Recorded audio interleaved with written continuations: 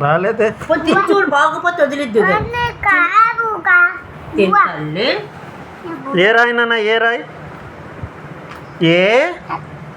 ఏ రాయాలి తిన్నట్లేదు అట్టయ్య. అమ్మో ఎవదమ్మా బొమ్మ వేస్తున్నావు?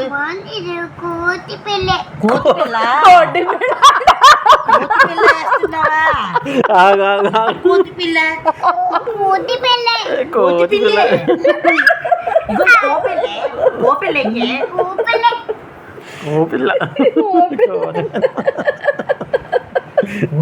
ముదురు మామూలు ముదురు కాదు.